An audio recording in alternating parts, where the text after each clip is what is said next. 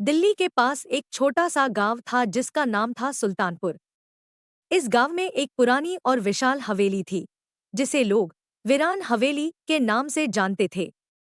कहते थे कि हवेली में भूतों का वास था और रात के समय वहां से अजीब अजीब आवाजें आती थी।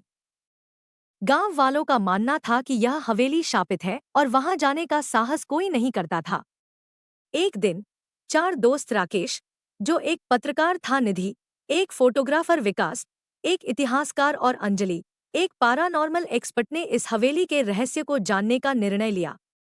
उन्होंने तय किया कि वे रात को हवेली में प्रवेश करेंगे और वहां होने वाली हर घटना की जांच करेंगे। रात को जब पूरा गांव सो रहा था, वे चारों हवेली के पास पहुंचे। हवेली का विशाल दरवाजा चरमराते हुए खुला और एक ठंडी हवा का झोंका उनके चेहरे पर पड़ा।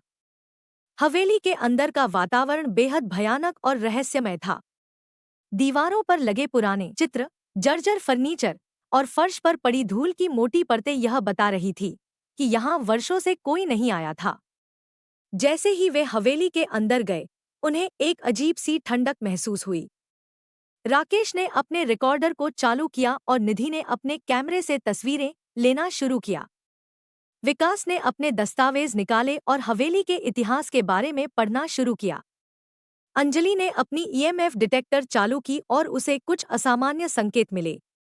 हवेली के अंदर चलते हुए उन्हें हर कोने में अजीब अजीब आवाजें सुनाई देने लगी।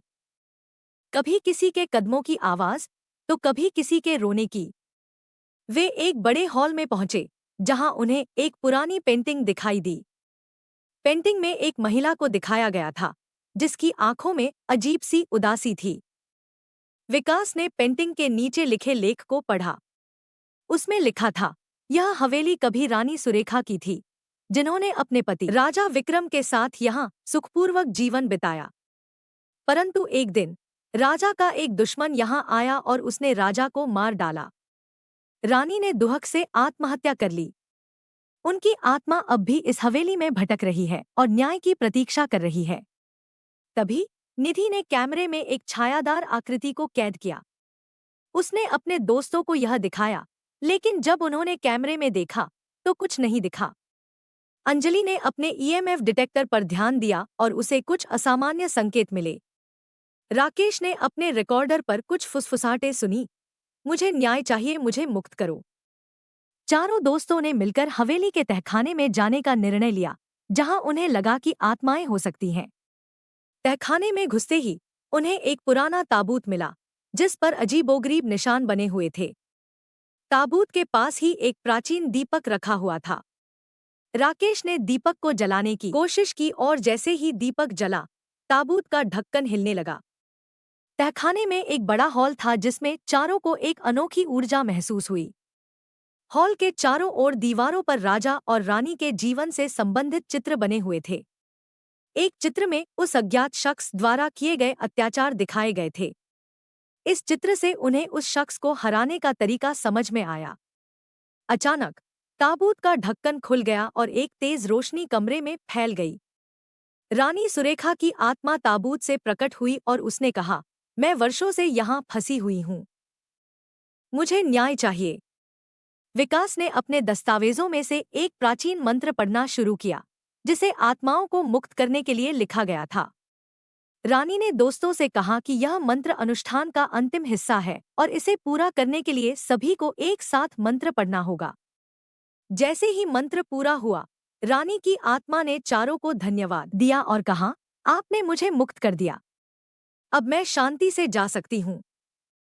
आत्मा हवेली से निकलकर आसमान में विलीन हो गई और हवेली का भूतिया माहौल भी समाप्त हो गया। हवेली की दीवारों पर बने चित्र धीरे धीरे धुंधले हो गए और अंत में गायब हो गए। राकेश, निधि, विकास और अंजलि की बहादुरी और सत्य की खोज ने उन्हें गांव में ही नहीं, बल्कि पूरे राज्य में प्रसिद्ध कर दिया। उनकी इस कहानी को आहट के एक विशेष एपिसोड के रूप में प्रस्तुत किया गया, जिसे लोगों ने बहुत सराहा। अब वीरान हवेली एक सामान्य स्थान के रूप में पहचान बना चुका था, जहां लोग बिना किसी डर के आ जा सकते थे। इस कहानी ने सभी को यह सिखाया कि सत्य और न्याय की हमेशा जीत होती है, चाहे रास्ता कितना भी कठिन क्यों न हो। चारों दोस्तों की साहसिक यात्रा ने सभी को यह प्रेरणा दी कि वे भी अपने जीवन में सत्य और न्याय के लिए खड़े हों और अपने डर पर विजय प्राप्त करें। वीरान हवेली की कहानी अब न केवल एक भूतिया घटना के रूप में, बल्कि साहस, दोस्ती और सच्चाई की विजय के प्रतीक के रूप में जानी जाती है।